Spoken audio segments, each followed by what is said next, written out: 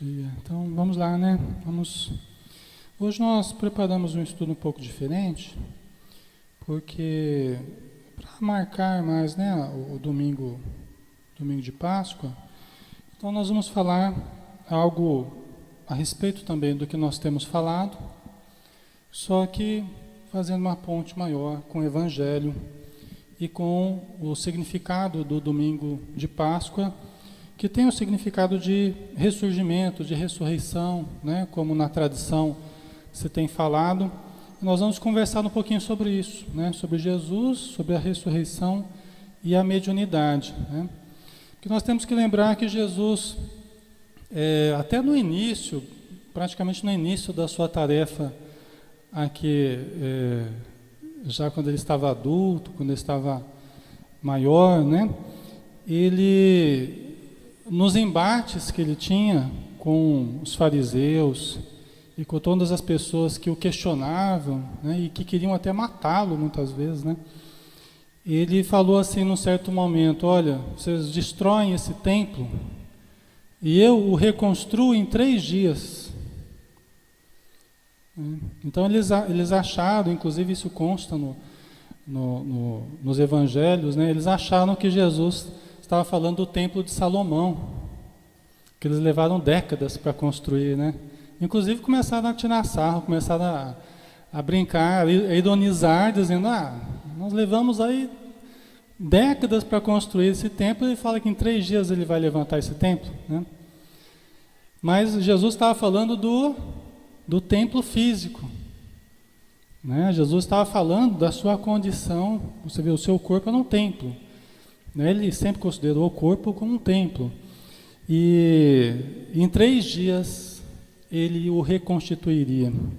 Nós sabemos que isso não se deu propriamente a nível físico, como nós temos o nosso corpo físico, né? Mas nós sabemos que existem as materializações, inclusive tangíveis. A fenomenologia espírita fala, os cientistas estudaram das materializações tangíveis, inclusive. O William Crookes, que foi um físico inglês, ele escreveu um livro, inclusive, sobre isso. Ele fez tantas experiências, né, que ele intitulou esse livro de Fatos Espíritas. Ele chegou à conclusão, ele não era espírita, mas chegou à conclusão que era um fato, as materializações tangíveis, porque ele pesou o espírito materializado, fez o espírito soprar num tubo de ensaio, houve uma certa reação lá, uma substância de barita, né? Ele cortava pedaço da roupa que o espírito estava vestindo, analisava no microscópio, né?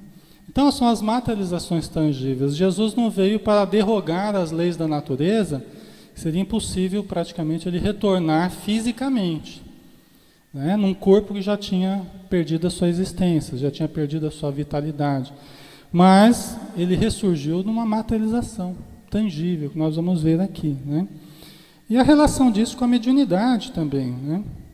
Então a gente traz, em primeiro lugar, o próprio Emmanuel, no livro Seara dos Médiuns, falando sobre uma passagem de Paulo de Tarso, em carta aos Coríntios, no capítulo 15, versículos de 1 a 14, né?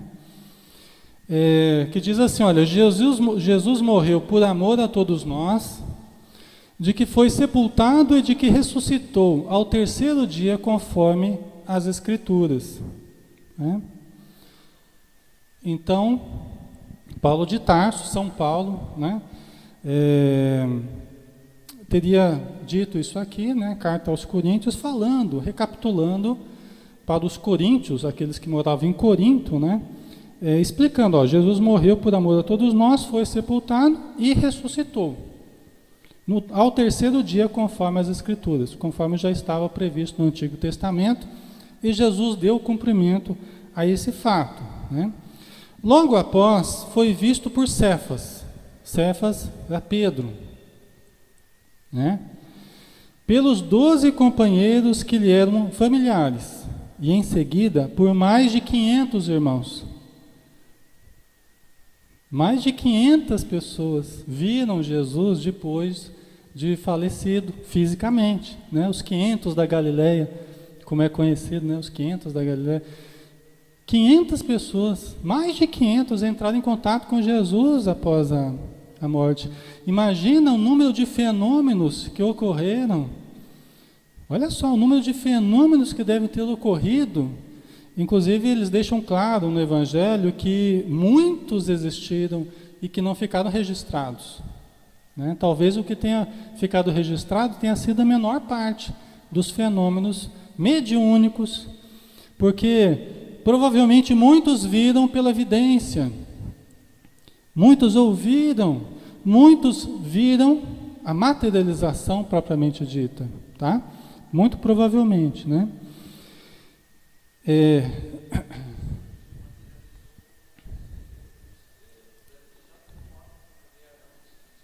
Ele se apresentou, nós vamos ver na sequência aqui, né? Que ele se apresentou, foi reconhecido, né? Foi tocado, inclusive, né? O São Tomé lá que tinha que tocar para crer, né?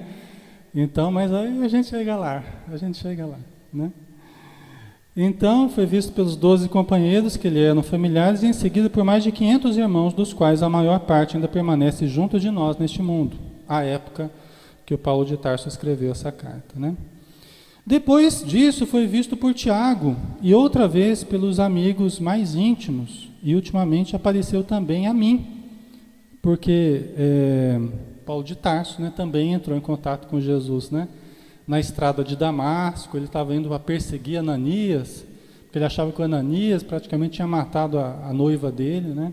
Abigail, que ele era o responsável pela morte da Abigail, e foi para Damasco para matar Ananias. Aí no meio do caminho, né, ao sol do meio-dia, ele viu Jesus apareceu, Saulo, Saulo, né, por que me persegues? Né? E a luz foi tão grande, ao sol do meio-dia, a luz foi tão grande que ele caiu do cavalo, ele se assustou com aquela luz imensa, né, e caiu do cavalo onde ele estava e ficou ali vendo aquela aparição de Jesus, né? Os soldados que estavam fazendo a guarda dele não viram nada. Então a gente vê que não foi uma materialização, né? Foi uma evidência que ele teve, mas foi tão forte para ele, né? Que depois, inclusive, ele ficou cego. Aí Jesus falou que ele adentrasse a cidade e procurasse, né? Procurasse Ananias, né? Que ele iria curá-lo. E foi o que aconteceu, né? O próprio Ananias, ele estava indo para matar o Ananias, aí o mestre apareceu para Ananias e falou: Ananias, vai lá curar o Paulo. Ele foi na hospedaria onde Paulo estava e curou, impôs as mãos sobre o Paulo e ele deixou de estar cego. A partir daí houve essa conversão, né? Todo esse episódio aí da ida a Damasco, né? A conversão de Paulo de Tarso. Então apareceu também para o Paulo. Isso mais tarde, né? O Tiago, junto com outro discípulo, estavam no caminho para Emaú, quando eles conversando, apareceu uma pessoa que começou a caminhar com eles, começou a conversar com eles, tal.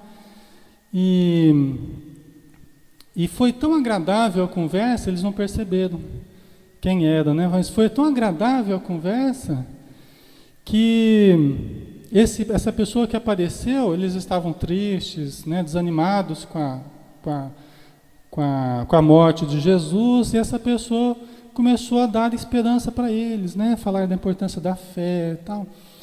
E aí eles continuaram juntos, e quando foram comer, eles não tinham percebido que era Jesus. Ao partir do pão, eles reconheceram que era Jesus. Eles pararam num estabelecimento para se alimentar, e ao partir o pão, Emmanuel até faz uma referência interessante, né? Que ele fala assim, que muitas vezes não é pela fala, não é pela aparência, não é pelo monte de coisas que a gente é reconhecido, mas a gente acaba sendo reconhecido ao partir do pão. A capacidade de doação, a capacidade de multiplicar recursos, de auxiliar, de compartilhar as coisas, né? Por nos amarmos, né? A fraternidade. Então, muitas vezes é aí que somos reconhecidos, né? O Emmanuel faz uma alusão muito interessante a essa parte, né? Você vê que eles andaram com Jesus um bom trecho e não haviam reconhecido, né? Mas no partir do pão eles perceberam o mestre, que ele tinha um modo muito específico de partir o pão. Mas aí Emmanuel faz essa comparação, né? Então Jesus apareceu em uma porção de oportunidades, né?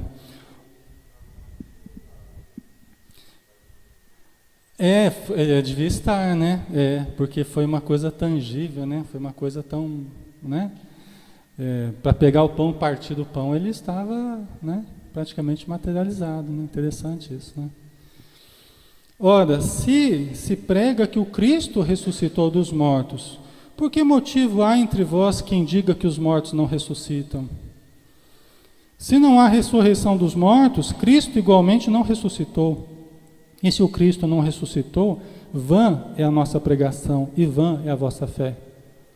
Emmanuel até fala, isso aqui poderia ser dito por qualquer espírita hoje na atualidade, né? Tem muitos que questionam que os espíritos não vêm, ninguém nunca voltou para falar, para escrever. O próprio Jesus voltou, né? Quer dizer, se a gente não acreditar nisso, em que nós vamos acreditar, né? Se muitas vezes quem nega são as próprias pessoas que creem em Jesus, né? Se o próprio Jesus deu esse exemplo de imortalidade, de retorno, né? Então nós que acreditamos nos espíritos, né, na comunicação com os espíritos, na mediunidade, nós estamos seguindo o exemplo de Jesus, né? Nós sabemos que no início a mediunidade foi amplamente utilizada, né? Não somente por Jesus, que produziu fenômenos incríveis, mas também pelos seus discípulos e por todos aqueles que assumiram, né, o papel de divulgação do Evangelho, né? Muitos, inclusive Paulo de Tarso, né, que se utilizou. Paulo de Tarso era médium. Era um médium, acho que de várias possibilidades, inclusive psicografia. Porque o Emmanuel fala que depois que Paulo de Tarso matou Estevão, quando ele era fariseu ainda, Paulo de Tarso era um fariseu, perseguia cristãos, né? Ele apedrejou Estevão, que foi o primeiro mártir depois de Jesus, né?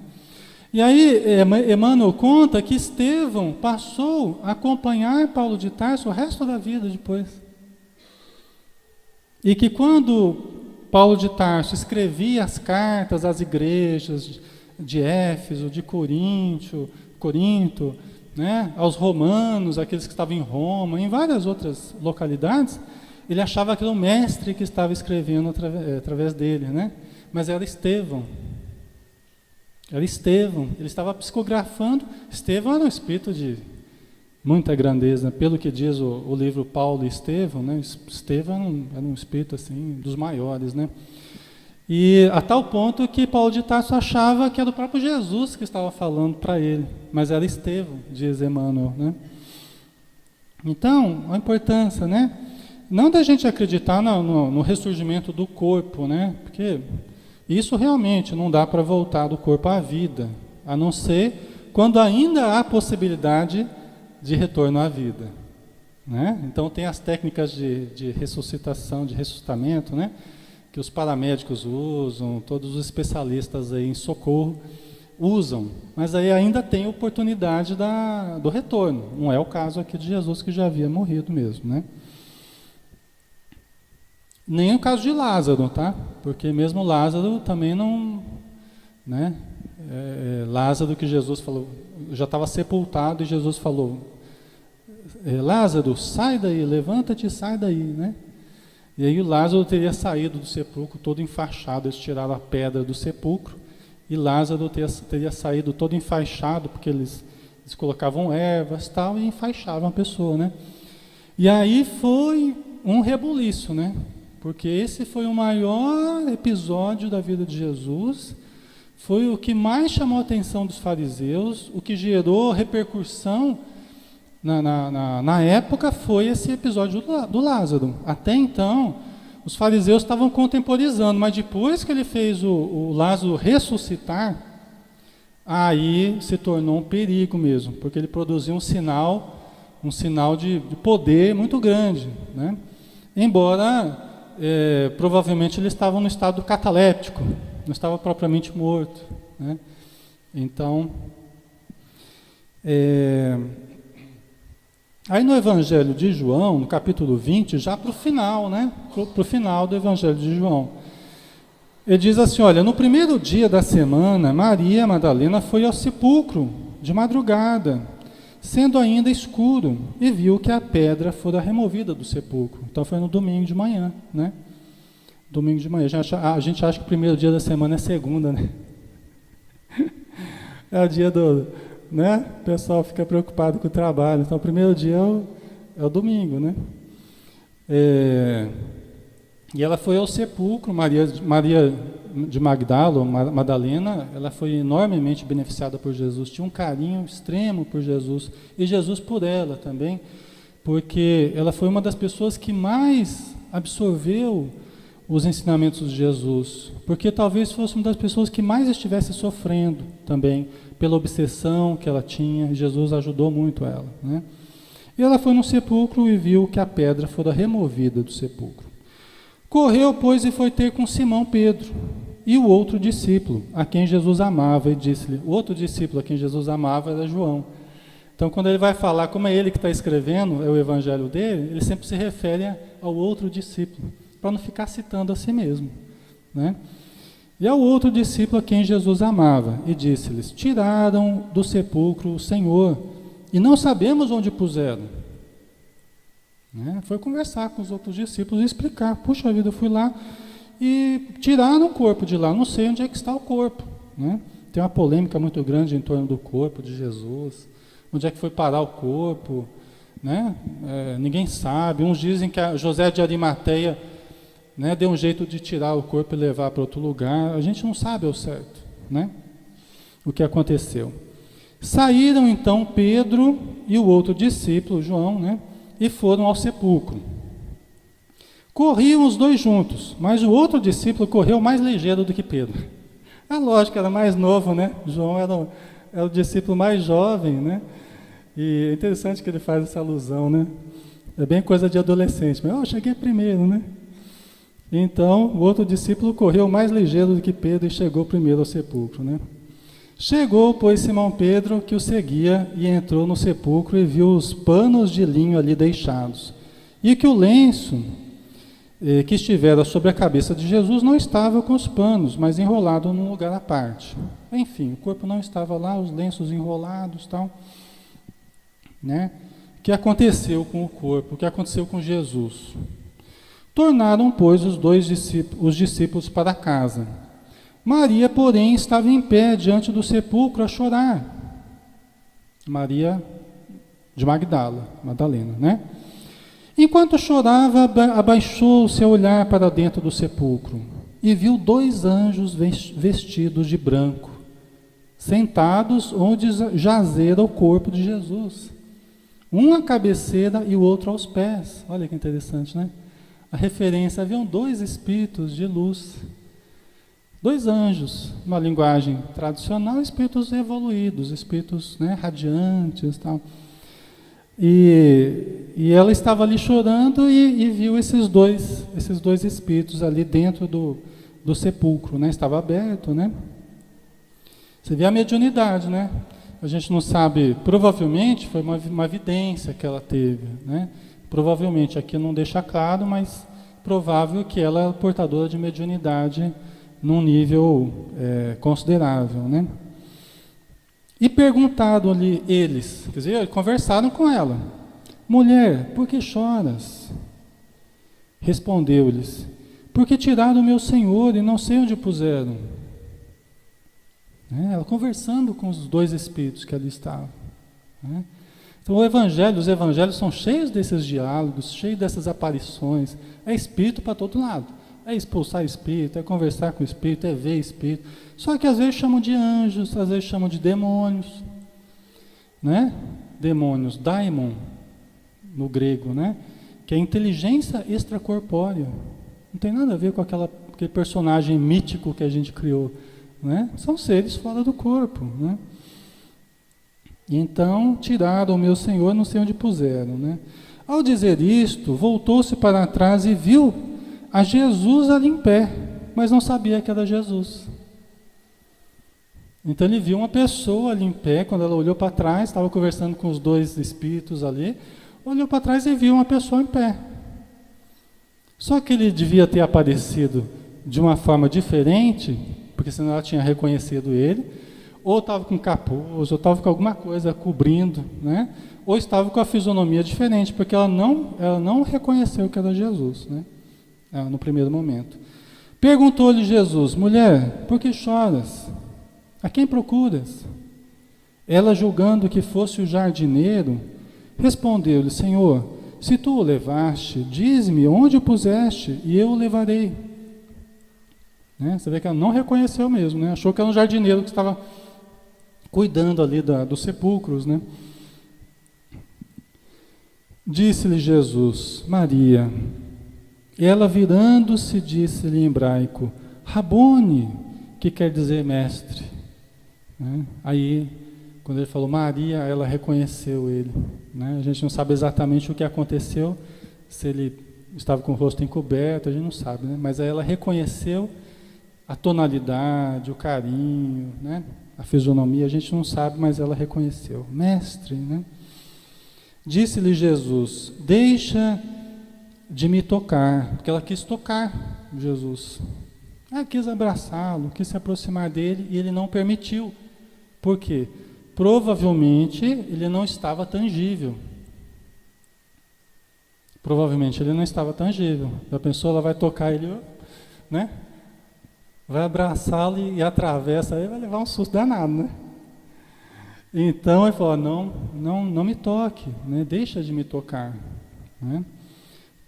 Porque ainda não subi ao Pai, mas vai a meus irmãos e dize-lhes que eu subo para meu Pai e vosso Pai, e meu Deus e vosso Deus. Né?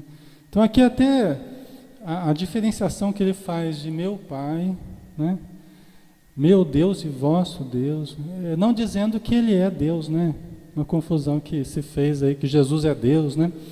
E tem muitas oportunidades que deixa claro que são seres distintos, né? São individualidades distintas aí, Deus e nós, né? Inclusive Jesus. Ele não estava preparado ainda para esse tipo de contato físico.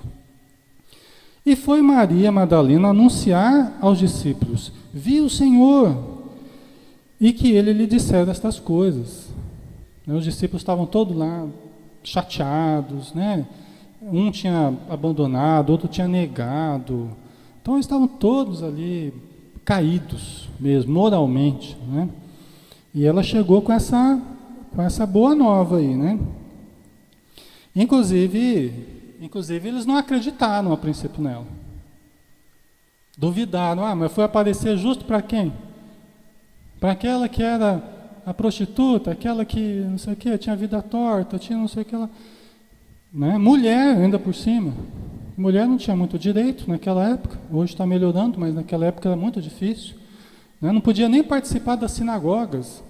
O que Jesus fazia dos cultos das sinagogas, né? O que Jesus fazia dos encontros com os discípulos, os estudos, as reflexões, os ensinamentos, era algo assim fora do comum naquela época.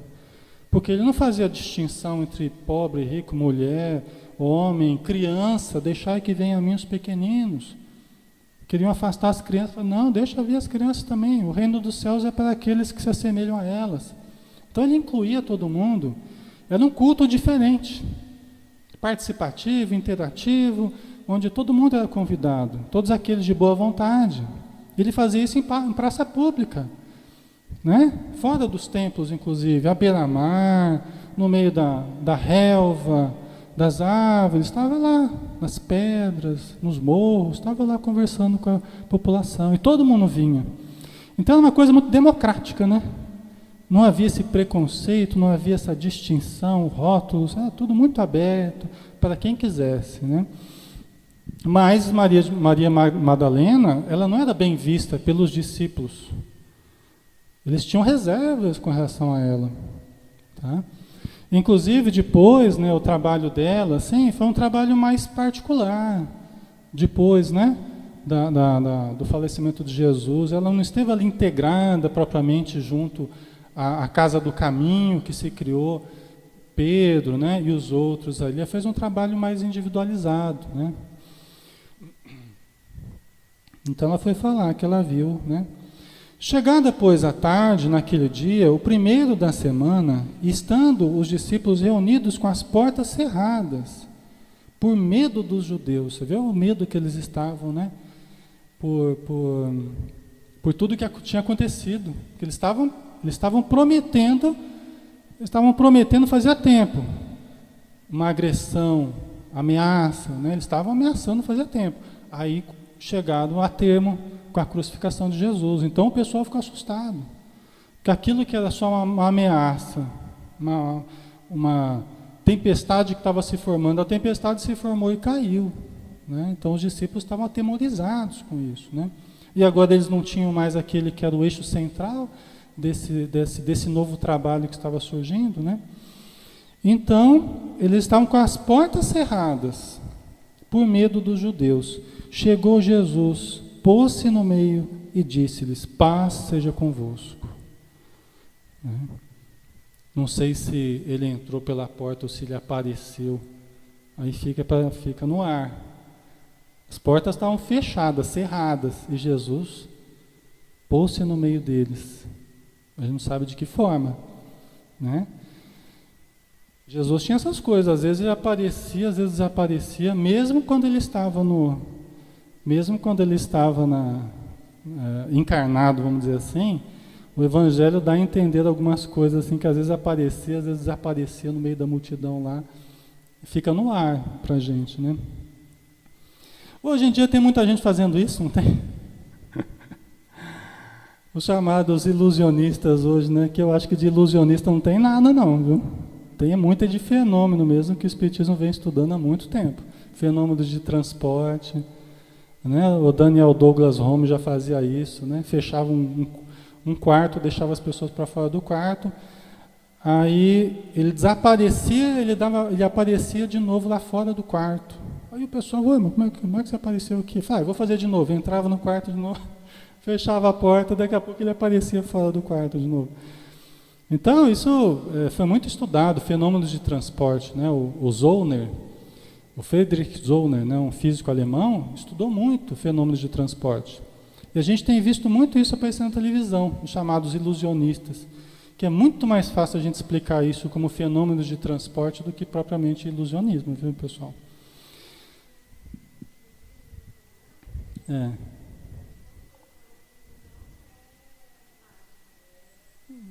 fenômeno. É que eles não falam, porque se for falar, daqui a pouco está cheio de fanático em torno deles, e querendo fundar religião, e querendo tirar benefício. Então eles falam assim, é ilusionismo. Eu não vou contar para você, porque se eu contar, né, o segredo aí já não vai ser mais segredo. Né? E como é um negócio, eu posso explorar financeiramente também, o que a mediunidade já teria um certo problema moral, ético. Né? Então é melhor falar que é ilusionismo. Mas as coisas que a gente tem visto, pessoal, até ontem antes de ontem eu fazia essa reflexão na internet lá, né? Que a gente acha interessante, eu particularmente acho interessante, a gente falar nas mesas girantes, no começo do Espiritismo, e ouvir falar assim, que nos bares as mesas começavam a se levantar, e as pessoas ali bebendo e dançando e tal, e levava aquilo na brincadeira, e eu fico pensando, mas como levava na brincadeira? Fenômenos físicos que estavam ocorrendo, e que as pessoas não davam importância para aquilo. Alguns começaram a dar importância. E começaram a fazer reuniões à parte para estudar os fenômenos das mesas girantes, como foi conhecido. Mas, gente, é que nem a gente hoje. A gente está vendo tanta coisa extraordinária acontecer, até na televisão hoje em dia, que a gente também faz, isso aí é ilusionismo, isso aí é... Parece que a gente está adormecido. Tem um potencial novo surgindo nas pessoas aí, um novo ser humano surgindo, com potenciais incríveis, e a gente está, não, isso aí é ilusionismo. Você acredita nisso aí? A gente está tão descrente de tudo hoje em dia, interessante, né? Parece que a gente está dormente, né? Mas voltando aqui, Jesus se pôs no meio deles e disse, paz seja convosco. Né? Dito isto, mostrou-lhes as mãos e o lado, porque ele foi trespassado com uma lança, né? Então ele mostrou as mãos e mostrou o lado também. Alegraram-se, pois, os discípulos ao verem o Senhor. né? Foi o ressurgimento da esperança. Então, agora todas as promessas de Jesus faziam sentido, porque ele mesmo voltou para afirmar a imortalidade da alma, as bem-aventuranças, as promessas do reino de Deus, tudo isso passou a fazer sentido, porque ele venceu a morte. Todos viram que ele morreu, foi sepultado e venceu a morte, estava ali, né, com as marcas dos sofrimentos. Puxa vida, então voltou a esperança novamente, né? Disse-lhes então Jesus segunda vez: paz seja convosco. Assim como o Pai me enviou, também eu vos envio a vós. Porque Jesus enviou eles para que divulgassem, né? Para que curassem. Então ele dá uma série de recomendações aos discípulos, né? Falou que se eles fossem mordidos por serpente, o veneno não faria mal a eles. Se eles bebessem alguma coisa que fizesse mal, para eles não faria. Então ele faz uma série de afirmações, como que demonstrando para eles alguns poderes diferentes que eles teriam. Muito interessante isso, tá? Depois a gente vai abordar melhor essa questão. E havendo dito isso, assoprou sobre eles: a paz vos dou. Soprou sobre eles. Olha que interessante, né? A gente pega, por exemplo, Jesus curava pelo sopro, né? Às vezes quando tinha um cego lá, ele passava lama, tal, depois... Em algumas ocasiões ele dava o sopro curador também. Ele impunha as mãos, tal, e usava o sopro. André Luiz recomenda no livro Conduta Espírita que, se possível, associemos sempre o sopro ao passe. Tem muita gente que não percebe essa recomendação, né? Ele recomenda que sempre que possível associemos o sopro ao passe. Só que aí tem que tomar cuidado com o hálito. Pergunta para os olhos: como é que está meu hálito aí? Está bom meu hálito? Não está? Tem um feedback, vai no dentista.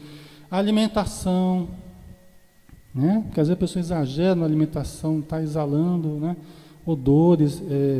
No livro Os Mensageiros, do André Luiz, que é o segundo livro da coleção Nosso Lar, tem um capítulo só falando sobre o sopro, né? Que o espírito Aniceto faz uma explanação sobre o sopro. Fala que é preciso uma boca pura, acostumada a abençoar, e abstendo-se de todo mal, toda palavra negativa. Você vê, começa por aí. Um estômago puro, uma boca sadia, tá? E dá a entender que o sopro tem qualidades maiores do que o passe. Nesse livro dá a entender que o sopro é uma terapia mais eficaz ainda, mais profunda do que o próprio passe, mais especializada, exige mais preparação ainda do que o passe, tá? Então, depois vocês dão uma olhadinha lá nesse capítulo dos Mensageiros, que vale a pena, viu, pessoal? Assoprou sobre eles e disse-lhes: recebei o Espírito Santo. Pessoal, Emmanuel nos fala que o termo Espírito Santo, ele quer dizer assim, no livro Paulo Estevão, uma nota de rodapé, ele fala assim: olha, ninguém deverá esquecer que por Espírito Santo nós entendemos a coletividade dos espíritos evoluídos do planeta, que conduzem a evolução no planeta. Emmanuel chama Espírito Santo disso. O que talvez Jesus quer dizer? Olha, recebei o Espírito Santo.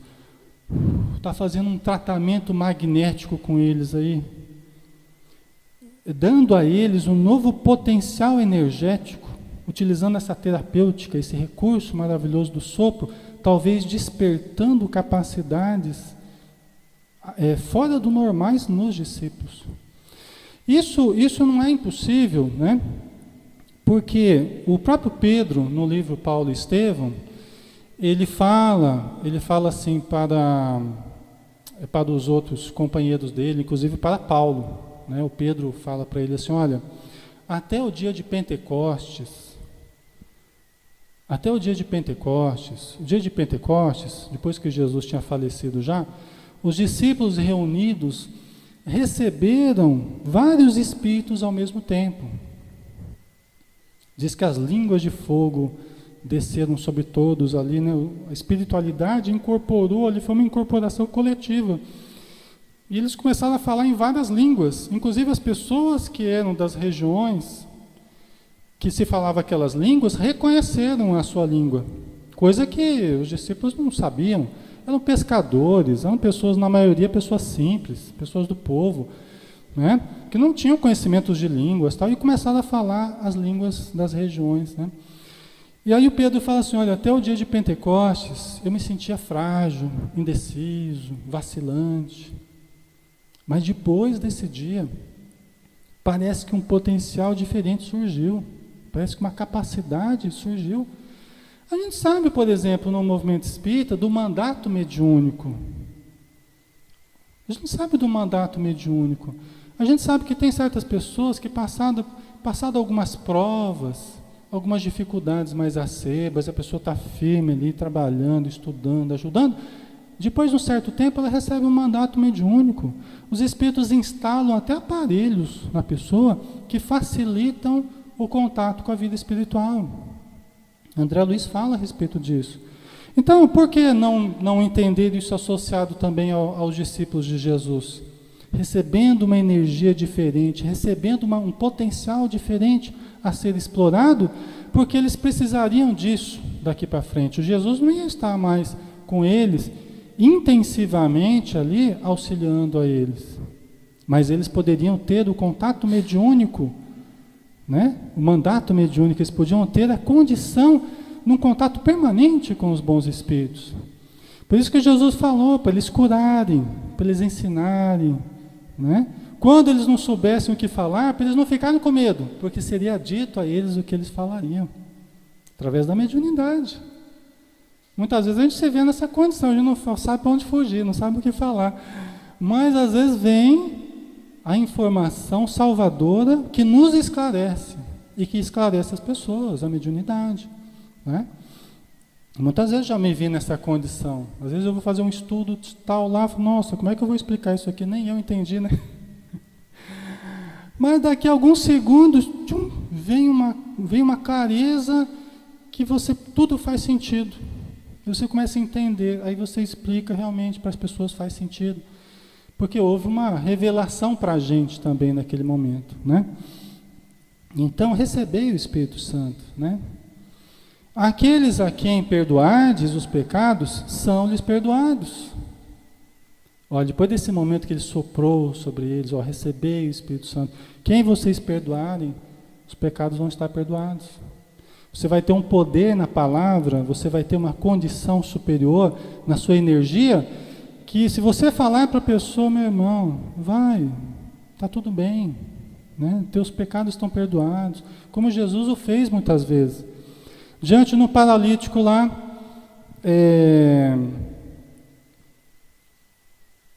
ele foi questionado, né? Ele foi questionado que condição que ele tinha de perdoar os pecados. Quem que era ele para perdoar os pecados das pessoas? Os fariseus perguntando para Jesus, né? Aí Jesus falou assim, olha, o que é mais fácil para mim? Dizer, vai, teus pecados estão perdoados. Ou dizer, levanta-te e anda.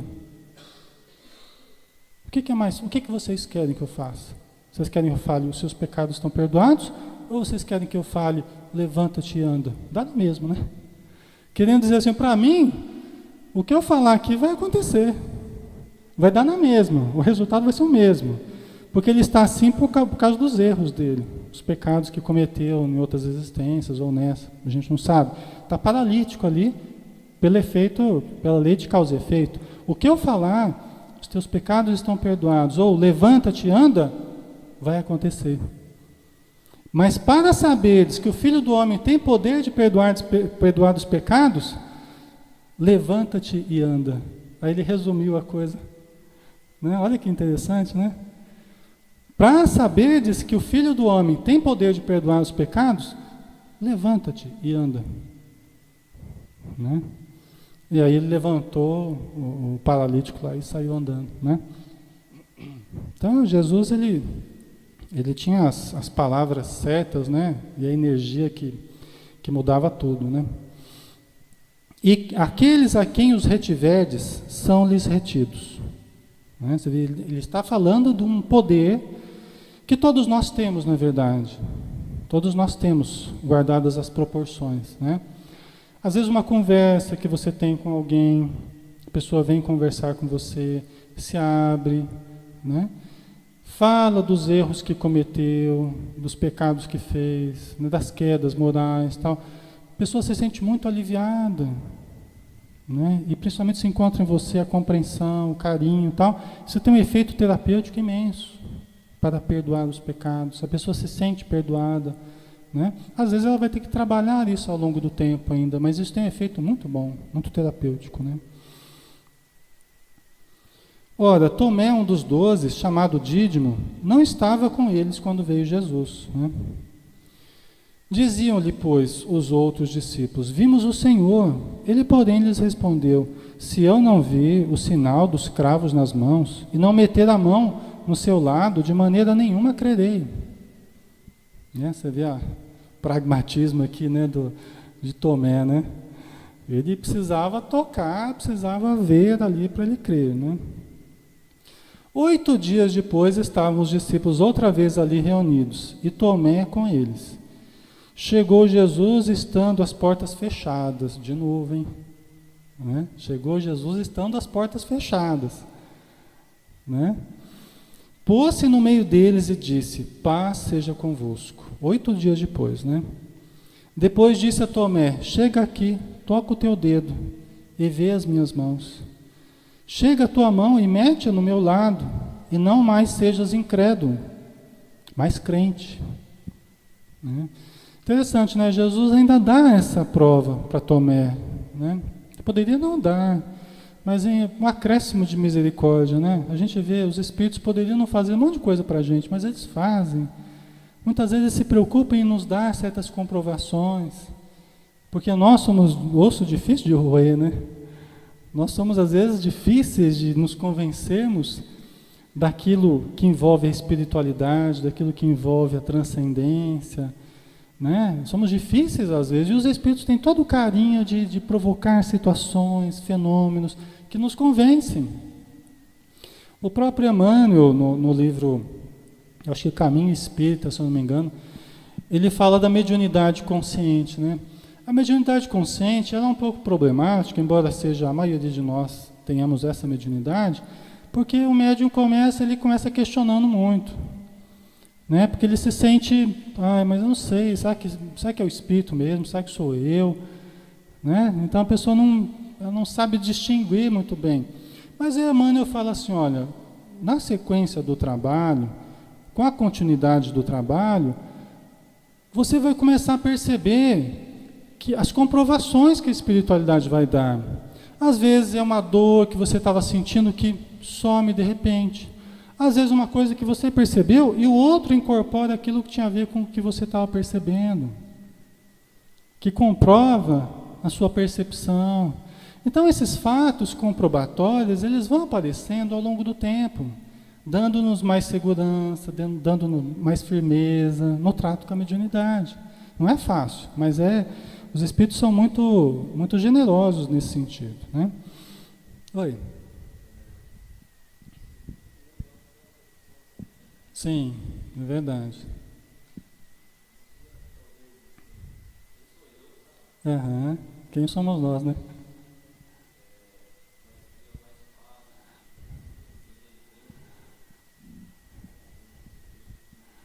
Então, mas sim. Uhum. Tem pessoa que nem vendo não acredita, né? Aham. Certo. O espírito aparecer assim, né? Então.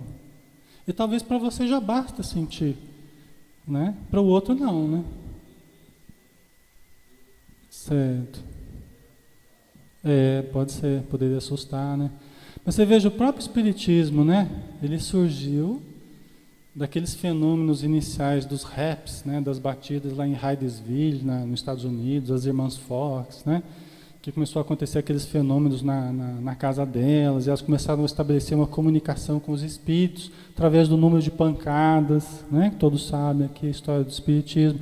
Depois na França, as mesas girantes, né, que a gente falava nos bares, ali começava a levantar as mesas, bater, e as mesas chegavam a levantar assim, né, e se mover, tal, e o pessoal batendo palma, achando graça e tal.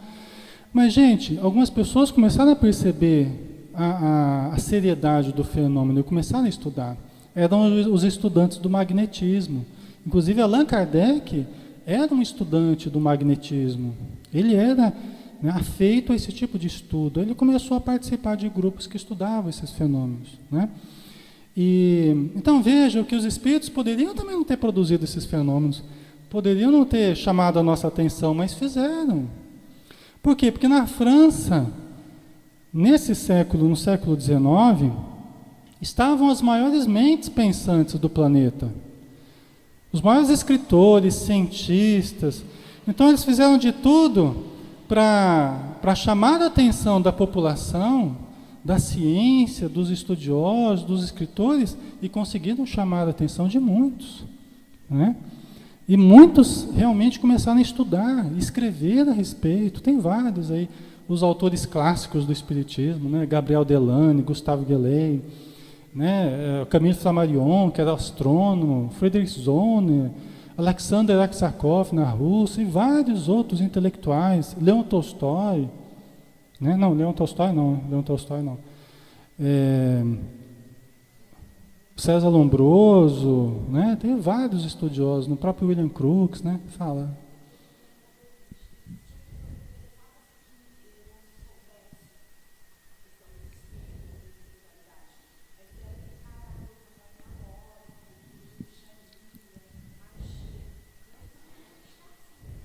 Muitos sempre levam para esse caminho, né? Do fantasmagórico, da magia, muitos sempre, você vê que na história sempre foi assim, né? Na Idade Média mesmo a gente vê que havia muitos interesses, né?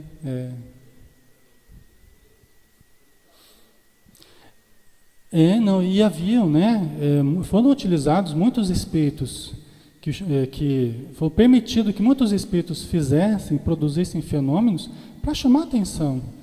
São espíritos de uma condição menor, né? Mas aqueles mais sérios, mais elevados, seriam depois os responsáveis pelas mensagens que viriam dos espíritos.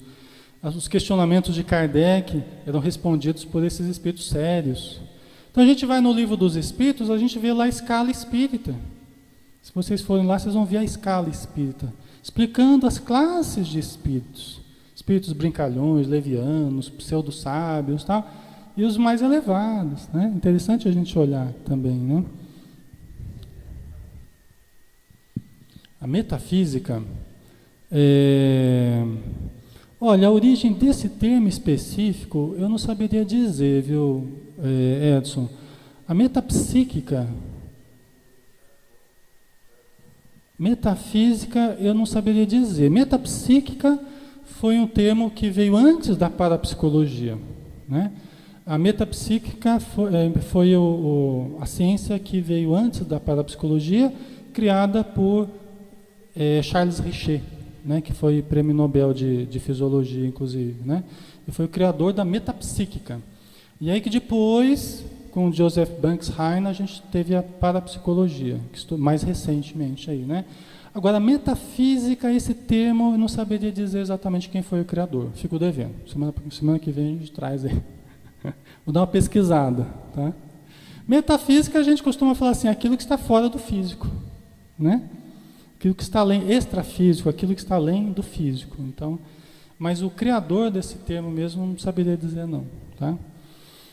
Vamos lá, vamos ver se acho que a gente está terminando aqui. Respondeu-lhe Tomé, Senhor meu e Deus meu, Senhor meu e Deus meu, né? Aí ele acreditou, né? Disse-lhe Jesus, por que me viste e creste? Bem-aventurados os que não viram e creram. Sempre, né? Bem-aventurados os que não viram e creram. Espiritismo, por exemplo, o quanto que nós vemos daquilo que nós estudamos? Já pararam para pensar? De tudo que nós estudamos aqui, o quanto nós conseguimos ver, apalpar, pesar, medir? Quase nada. Isso quer dizer o quê?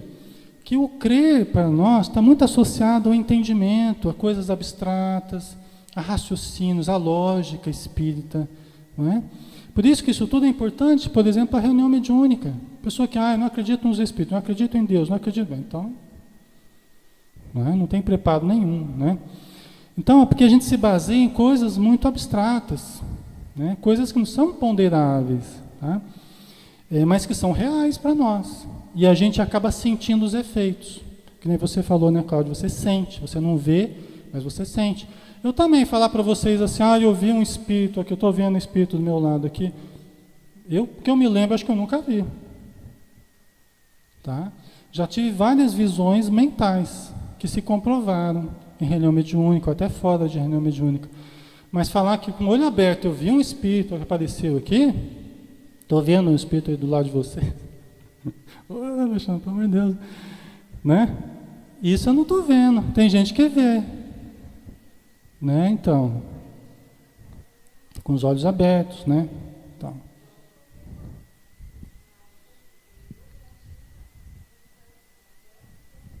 Uhum. Certo.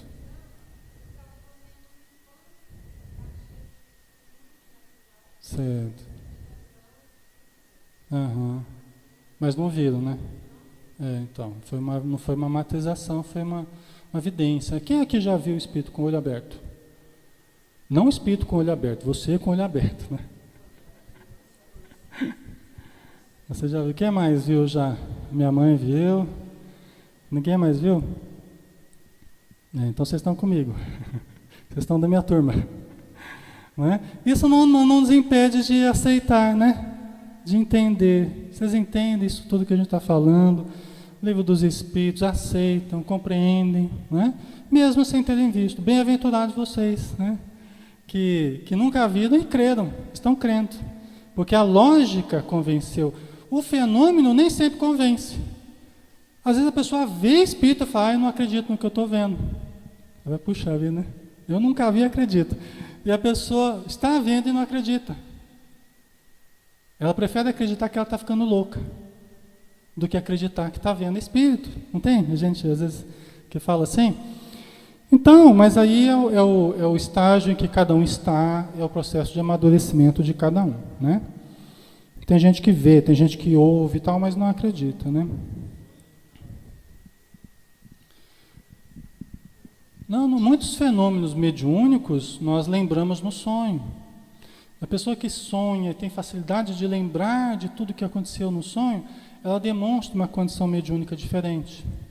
Essa facilidade que ela tem de transpor a barreira do espiritual para o físico e se lembrar de muitos detalhes e dos sonhos, da emoção, tal, isso já demonstra uma facilidade do intercâmbio da matéria com o além, né?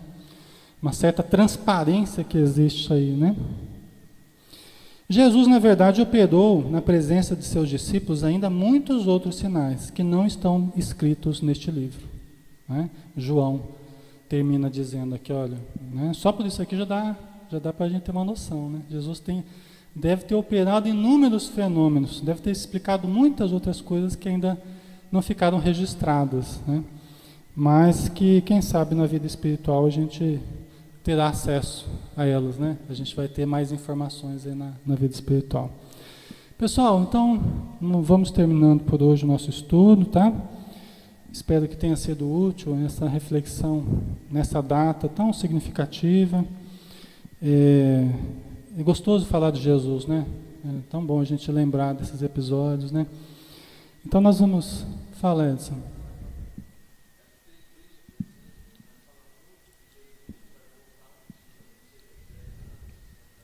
Aham. Certo. Uhum.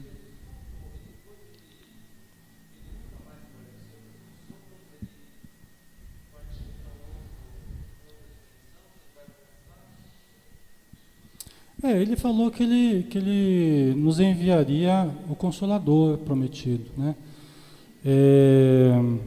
que nos ensinaria todas as coisas, nos faria lembrar dos ensinamentos dele e explicaria todas as outras coisas que ele não pôde falar, até pela exiguidade do tempo, né, pela limitação do período que ele esteve conosco, mas que o Consolador prometido lembraria tudo o que ele disse e acrescentaria muito mais.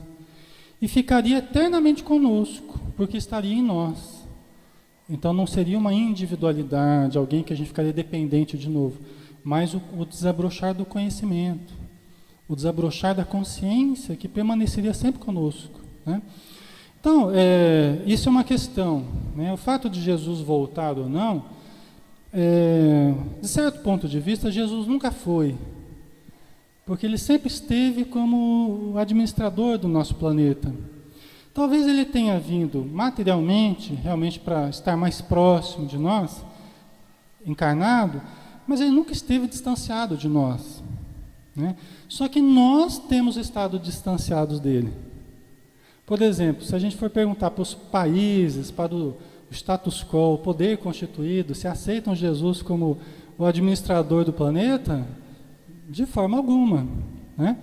Então ele não é tido como, nós consideramos, como esse governador do planeta Terra. Mas dia chegará que isso será uma realidade.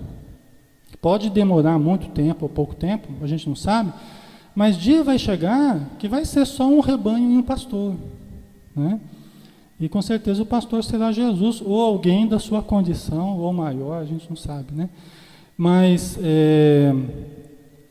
tudo dá a entender isso, né, Edson? Que nós chegaremos num momento em que nós haveríamos um consenso, né? Da fraternidade, aí não haveria mais guerras, essas doenças, pelos erros que a gente comete, pelos desequilíbrios, né? Então nós vamos chegar lá, o nosso planeta está caminhando para isso. Nesse momento, passando por uma crise em todos os setores que a gente sabe. Mas daqui a algumas décadas, daqui a alguns séculos, a nossa condição será outra. Um novo ser humano está surgindo. A gente vê, por exemplo, no último livro do Divaldo, como é que chama aquele último livro dele, mãe? Amanhecer de uma nova aurora? Uma nova era? Amanhecer de uma nova era. Que ele fala de uma colônia específica daqueles que estão vindo de Alcione. Muito interessante esse livro. Então, o Manuel Filomeno de Miranda fala que ele foi conhecer uma colônia que está abrigando os espíritos, onde eles estão fazendo uma adaptação, uma aclimatação ao nosso planeta, à nossa biologia, à nossa atmosfera, que eles estão se aclimatando. Inclusive ele dá informações assim do biotipo, como é que são os espíritos, mais ou menos 1,80 m mesmo, né? Cabelo escuro. Tô brincando. Mas esse 1,80 m é verdade, eles têm uma estatura mediana, uma estatura média de 1,80 m, bonitos, né? Mais longilíneos, assim. Então ele vai dando características desses espíritos, né? Vale a pena ler depois. E a gente sabe que eles vão se enxertando, eles vão dando um novo potencial à genética humana, que eles vão reencarnar, estão reencarnando já. Então eles vão imprimir mudanças genéticas, melhoria da raça humana, né? Mudanças sociais, mudanças emocionais, mudanças mentais, né? Espirituais. Então, nós podemos aguardar muita coisa boa por aí, né? Vem em caráter sacrificial, né? Exemplo. É uma caridade para eles, né? Trocando em miúdos, é uma caridade, porque eles estão fazendo com a gente, sacrificial, para nos ajudar, para elevar o padrão da humanidade, né? E eles acabam se elevando mais ainda também, né? Oi.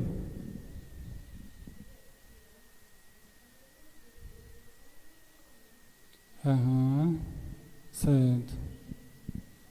Uhum. Certo,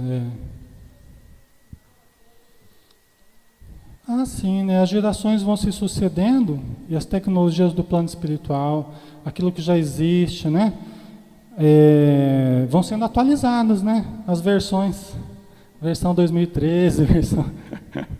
O que está nascendo hoje são versões já que o upgrade já é feito, versão de antivírus já atualizada, né? Então isso é tudo atualizado já. E cada geração está vindo com um potencial diferente, cada vez maior, pela própria evolução cultural, espiritual, né? Tá joia, né, pessoal? Vamos então passar para a segunda parte dos nossos trabalhos.